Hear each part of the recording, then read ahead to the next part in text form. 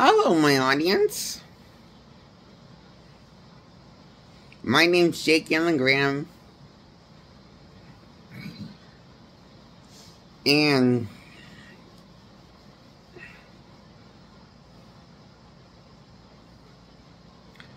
I'm doing a review on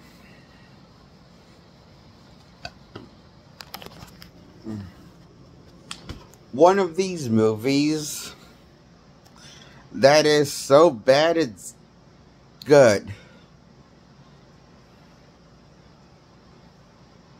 It's fun to watch. Brilliant action, but the plot is basically just window dressing. Doesn't matter. They plot this is one of those movies that puts the bare minimum of effort in to try and make sense of a plot. This is my review on Mission Impossible 2 from 2000. This movie was lots of fun. Much better than the first one, I think. You know how the first one was trying to be somewhat faithful and clever with the source material, but part of it was trying to be stupid and feed Tom Cruise's ego by showing him running a lot. And that's the most action we got in him. And we got a CGI fight scene between the main characters of the show and the main character of the movie, duking out in the end, and Ethan winning against Phillips, of the main character of the show, and loses against the main character of the movie, Mission Impossible. That would be Ethan Hunt.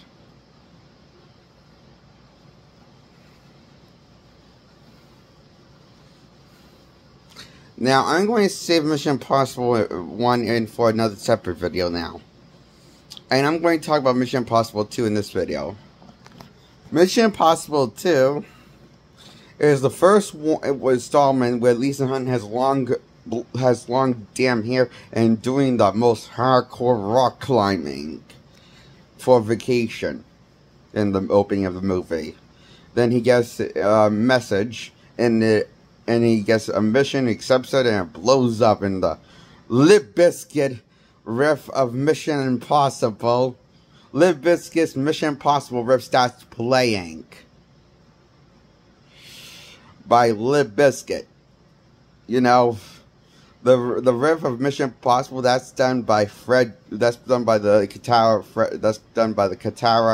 of Limp Bizkit. Forget what the guy's name. The lead singer is called Fred Durst. And the guitarist is it rhymes with a real name. William? No. I can't remember the guitarist's name. Shit. Shit.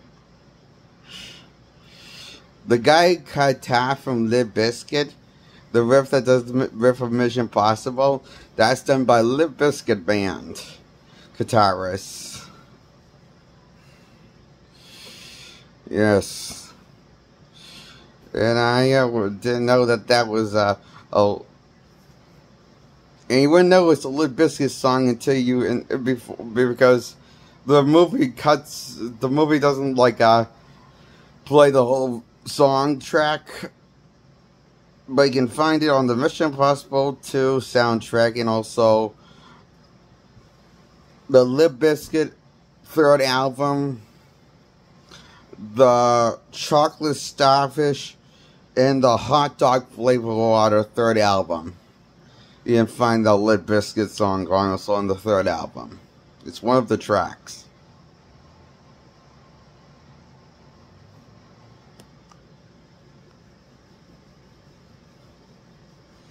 Would you believe what I think Limp Bizkit is one of the highlights of this film? That riff, Mission Impossible riff, that's one of the highlights of this movie.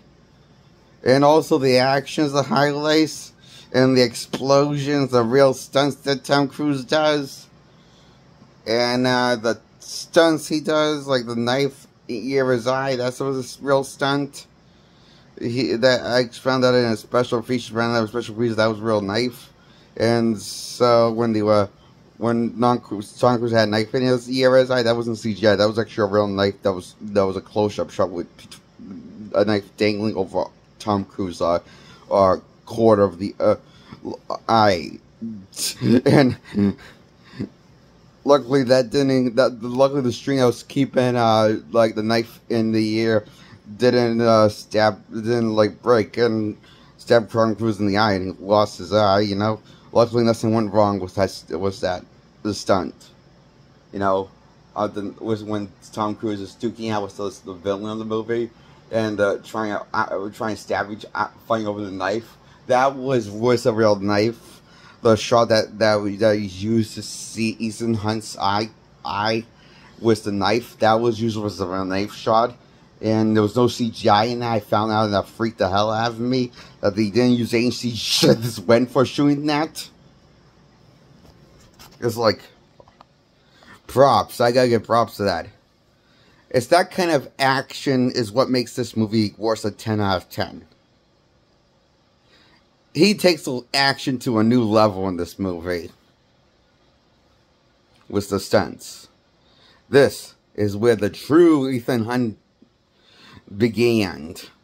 Where's the Mission Impossible character we all know and love. The Ethan Hunt we all know and love was really born in this movie.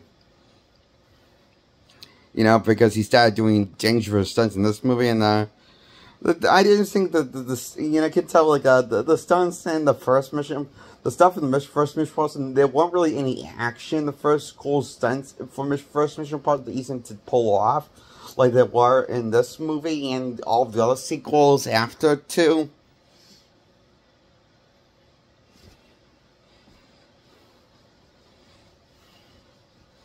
So this is kind of a rebirth round movie of what the Mission Impossible will formally be going forward. Tom Cruise ego doing the most dangerous action in the most dumbest writing, generic writing for a movie. That because the story is the B idea, the least important part of the Mission Impossible movies. It's not the story, it's the action. And Ethan Hunt looking cool as Ethan Hunt, played by Tom Cruise. That's the point.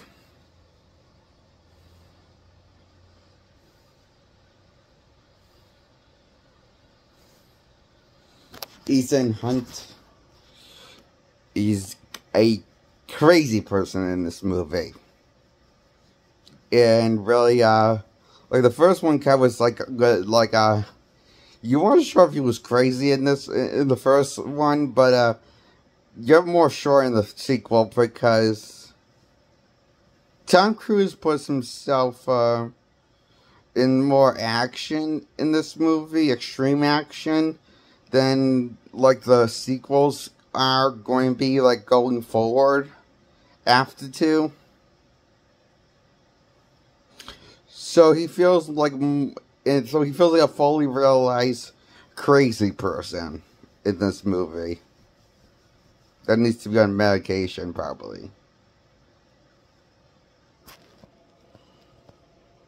or has a death wish. Don't know, but that's the kind of attitude that's the kind of personality Tom Cruise gives Ethan Hunt in these movies. Wants to and beyond to. And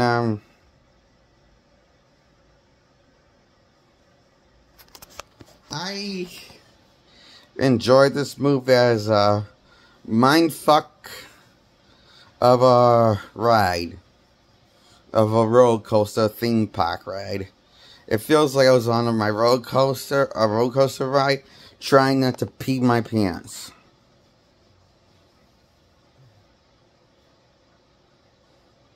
Wait, that's not the best example.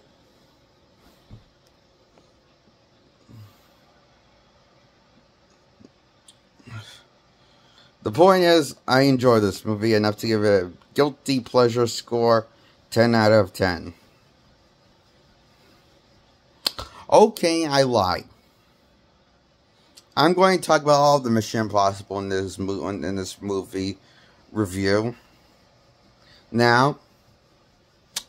And I'm going to give the third one, Mission Impossible 2, 10 out of 10. And 3, MI3 knows Mission Impossible 3, that's the one where Ethan's married, trying to give him a married life in the movie while going on missions. Comes clean to his wife, tells him what his job, his real job, the place he works with, blah blah blah, and gets his happy ending. Or does he? Until Ghost Protocol, Mission Impossible 4. Turns out his wife got murdered because she was too close to Ethan. So she got murdered. But then, wait, Ethan, at the end of the movie, found out he faked the wife's death to protect her, even though they could never be together. And that means he must become a full-time MIF Mission Impossible agent again, without a life of his own. Only the mission matters to him now. Oh, of course. And he takes it pretty well.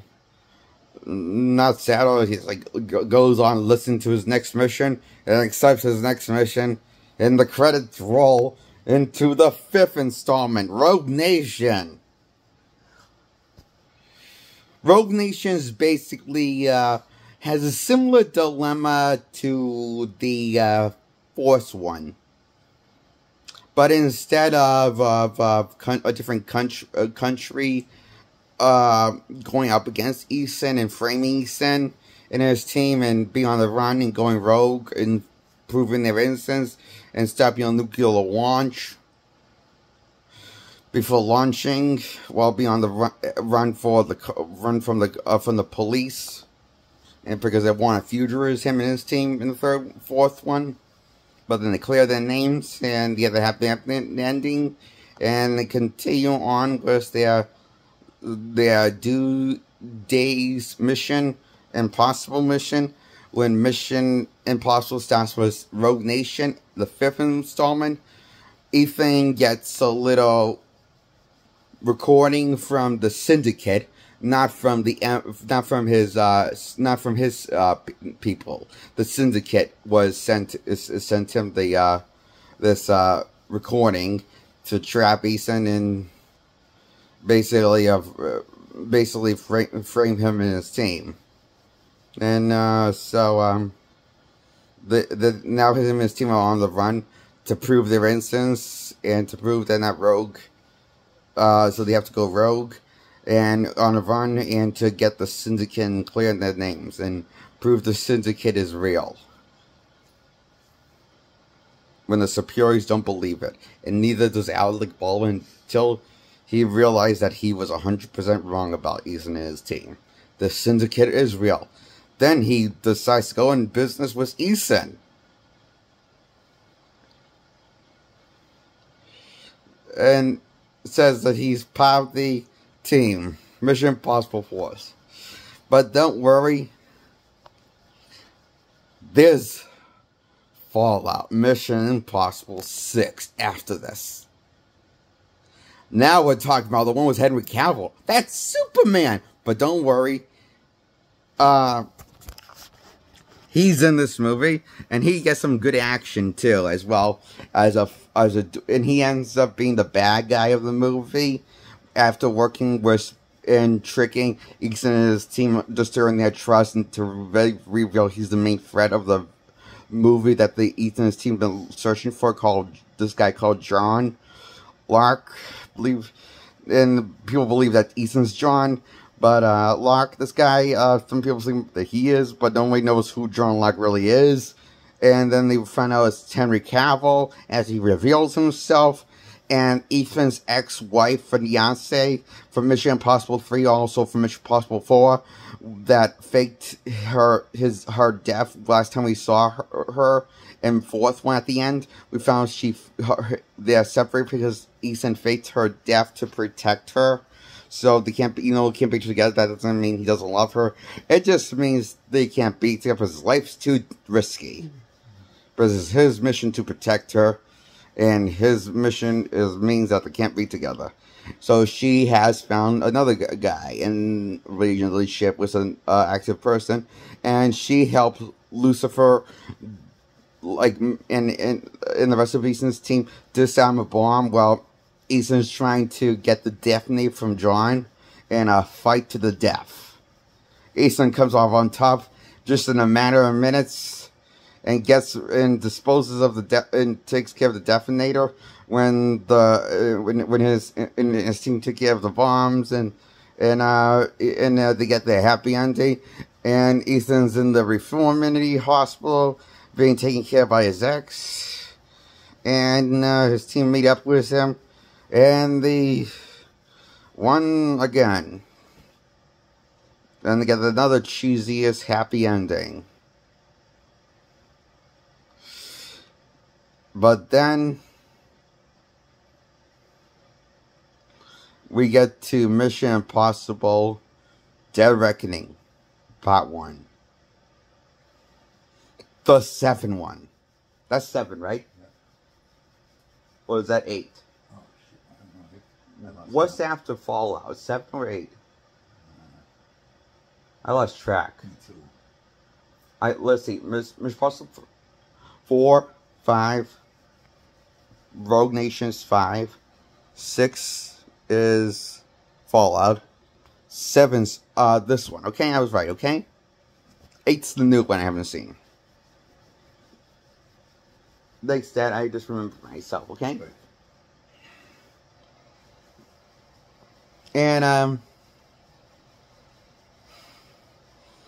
And Mission Impossible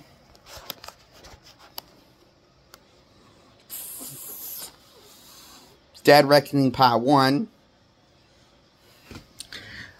we get the most convoluted several characters happening scenario for Mission Impossible brand. And it's a Part 1 story. Epic. That means it's going to be a second part. And a second part. So, this movie doesn't really get resolved exactly. Like, half of it gets resolved, half of it doesn't get resolved, because we don't know how he's going to take care of, like, him and his team going to take care of this like, entity, this AI called this AI that's watching the whole world and killing everybody, and people want to control it and use it for himself, including Superior. Ethan wants to destroy the AI so nobody else tries to use it in personal games, because it's too dangerous to be in anybody's hands. Really, that's how Ethan sees it, and his team sees it the same way. So they go rogue this time, but even his Superior wants to control the AI, and Ethan doesn't think that's right. That sounds kind of nuts. And he's warned that this mission is going to cost him dearly. And we never see what it costs him. It doesn't really cost him anything. It's we have one person dies, and a team member and Ethan's a friend they saved early in the movie, then gets killed off later in the movie, because the AI is watching everyone all over the world, and blah blah blah. We got monologuing from Ethan a few times about the AI being on by the AI and by Ethan, and about them being on to each other and trying dawning on what the AI is capable of by Ethan Hunt monologizing, and then the AI basically getting to see him texting the AI, texts people and calls people, pretends to be people by phone calling them just to fuck with them and kill them, or get someone close to them killed, and it's very dangerous. This like AI that kills with some marine early in the film with missiles with his own like weapons, and so it's like weird. This is very trippy. The movie, the where it goes, 7 installment to Mission Impossible. And it's very convoluted of a stories with lots of more characters than ever before. From new and more recurring characters from past movies. More so.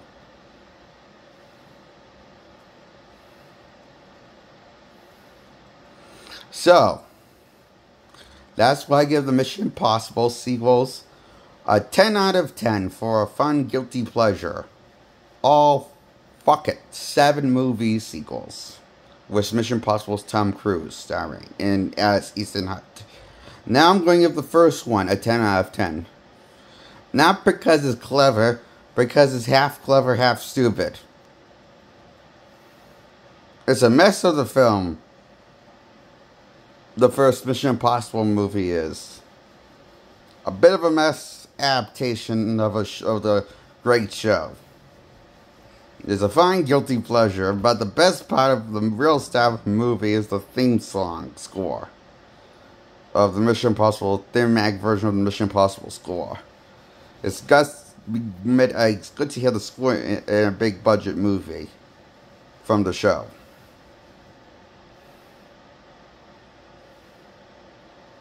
That's about as I have to say about good stuff. Well, I thought it was kind of stupid that they killed off all the team members. And the ones that they had brought back turned out to be evil, corrupt people, pizza shitheads. And those were only 2 people they brought back from the opening of the movie. Jim Phillips and his squeeze girlfriend, also fuck girl. Also fuck toy that fucks everyone, including trying to put the moves on Ethan Hunt to get the slip on him. But it doesn't work. Because that doesn't work for Ethan Hunt. He's too smart for that. They figure it out when he's going to be used. Before he be used by a woman's touch. Sexually. Wow. And, this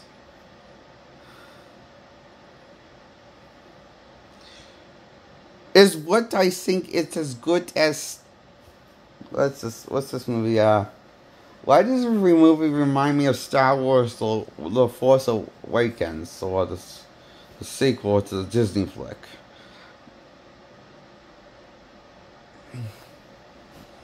I mean, I think it's because this first Mission Impossible movie is like half of it feels like the show, half of it feels like Tom Cruise personal fantasy, hero fantasy that he probably wrote from the 10th grade. How old 10th grade normally are? Oh, like 16, I think, about that age. Yeah, I always say 16. Really? Yeah, so. 10th graders? Yeah. Not always, but. That's the standard? I'd say so, yeah. Okay. So that's what it feels like. 10th grade made up the script.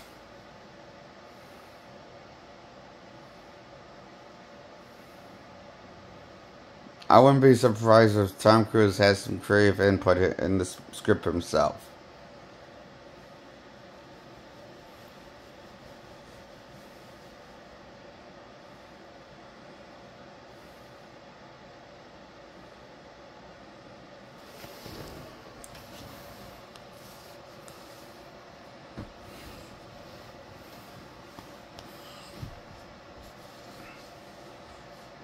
That's why I give the first Mission Impossible, the first one titled Mission Impossible, a 10 out of 10 for a fun, guilty pleasure of a fuck mess of a movie. Just like all 7 of them. Mess of a fuckfest movies mess. But great action.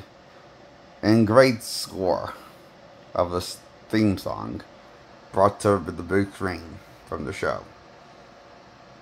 And that's as much you gotta say for the positive and everything. Gotta say for this review video. That's my video on the 7 Mission Impossible movies, from Mission Impossible to Mission Impossible Dead Reckoning Part 1, and I'm going to do Part 2 in a separate video when I see it. So until then, that's all my Mission Impossible of Tom Cruise Mission Impossible, and I'm Mission Impossible Tom Cruise tired. I am for this video. Feel free to comment below. I leave the comment section on. And hit the thumbs up, like this video. Please grow my subscribers and grow my likes. To grow my content, so I can grow my content. And so like this video and hit the thumbs up and hit the like. And hit the subscribe button to grow my subscribers. Goodbye. That's my review on Mission Impossible with Tom Cruise as Ethan Hunt. And that was how that's how I did it all. I'm surprised I did all 7 of them in one video. That's how I did it. I just did that.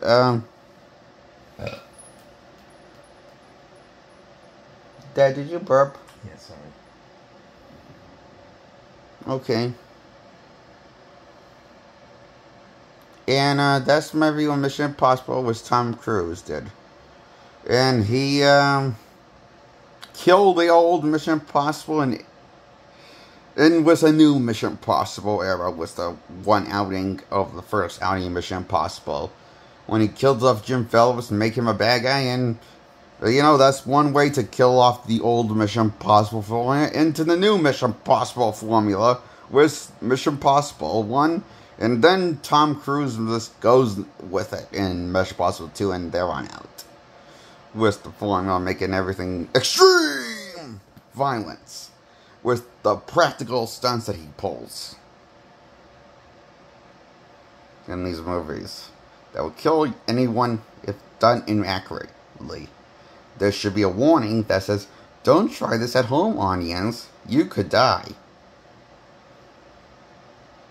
But you see, there's no warning on the end of these movies, you know?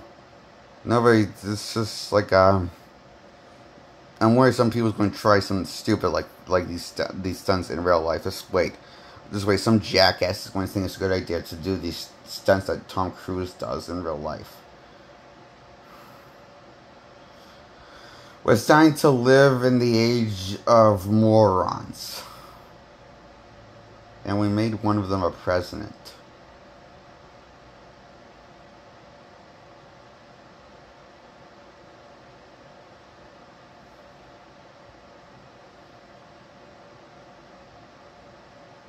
We made a few morons.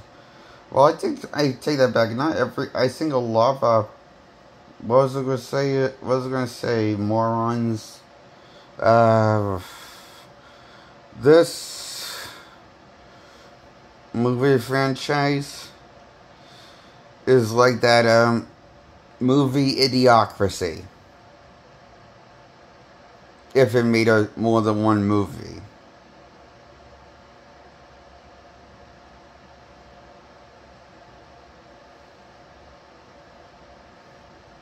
I'm sorry, I forget what I was going to. What I was going with that. What was the punchline? Because these movies talking about exhausted my brain, and that's my review on Mission Impossible with Tom Cruise. Mission Impossible. Goodbye, and subscribe. Hit the likes. Feel free to comment below. Bye. Good night.